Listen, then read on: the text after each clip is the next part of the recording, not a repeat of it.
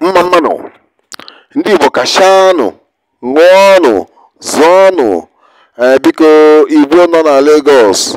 ọkachasị ndị bi na White Sand anyị na-ayọ na-asị na ọ ga-akpọtụkwa n'ọzọ on the 25th December n'obi His Royal Highness Eze Kingsley Nwosu Eze White Sand Igondo Ikotu LCDA biko anyị na-asị ka ụmụ Igbo niile nọ na Lagos zute zugbe biko ka unu gbakọ na obi Eze Kingsley Nwosu Eze ndị Igbo of White Sand. Biko anyị na-atụ anya Naịjirịa agba ọtụtụ mmanwụ dị iche iche ga-agba ndị eze ndị ichie ndị ọzọ ndị Igbo ji aga mba onye ọbụla ga-agbakọ n'obi High Chief His Royal Highness Kingsley Nwosu biko ka anyị zute n'obi ya daalụ Igbo gburugburu n'obi His Royal Highness Eze Kingsley Nwosu Eze ndị Igbo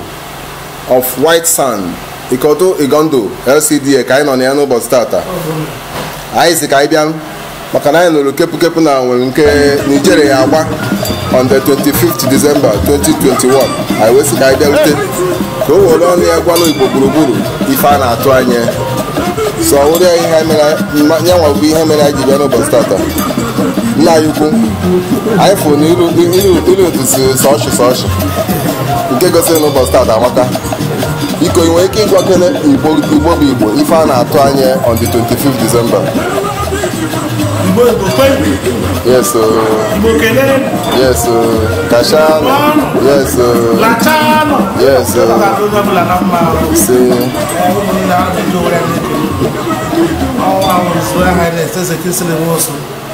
Eze ndị Igbo White Sand ana m asị na udo doro n'ebe ọbụla n'ụlọ ma ndị nọ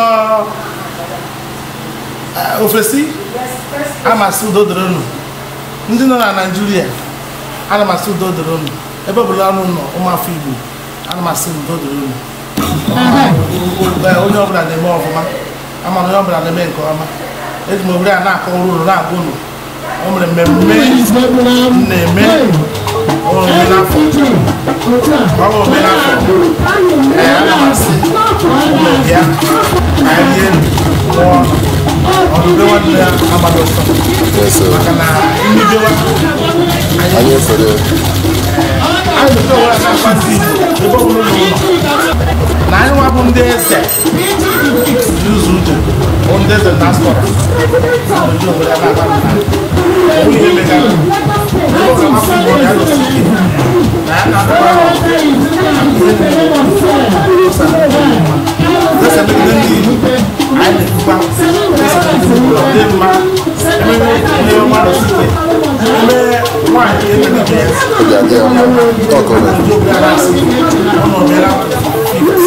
ma ndị eze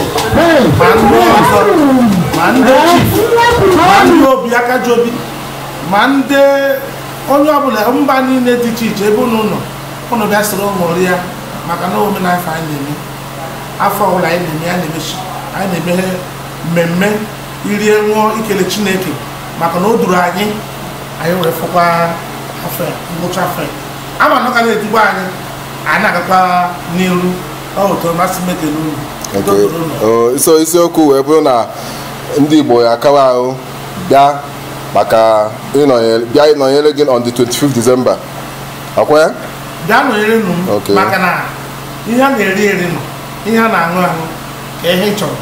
bịa obi His Royal Highness Eze Kingsley Nwosu ana m asị ebe ọbụla nọ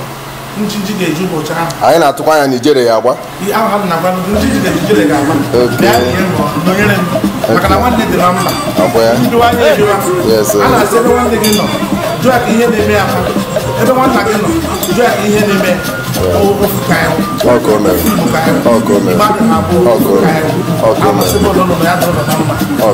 n'ezi anyị fụ na Igbo na-asụ n'onu n'onu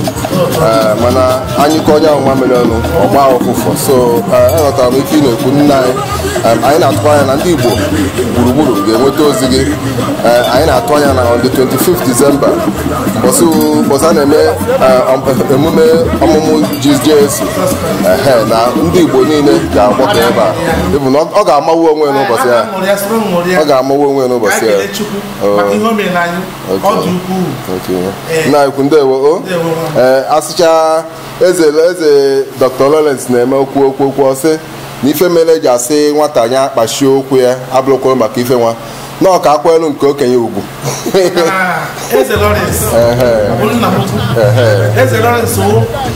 Lawrence nna da agụna nwa na akpa agụna nnọ maka na agụna nnọ ka ọ karịala agụna maka na ihe ọ na-eme esika ezigbo mmadụ ka ọ na-akwalite m ọ na-akwalite m ọ na-asọpọtụ ọ na-enyere m aka ọ nna m ukwu ka ọ masị ebe ụlọ ọnụ udo dịrị ya dịrị famili ya. May his day belong in Jesus' name. Amen. You know me when he did me.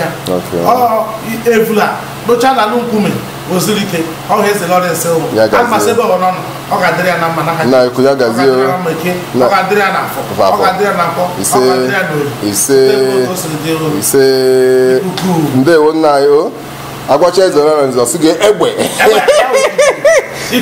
Ngwana anyị na-atọ anya ịbịa n'elu on the 25th December sa ngwana ka ọ dị o daalụ na Anakpu TV na-ekene gị yes Anakpu TV na-ekene gị ya gazie yes ise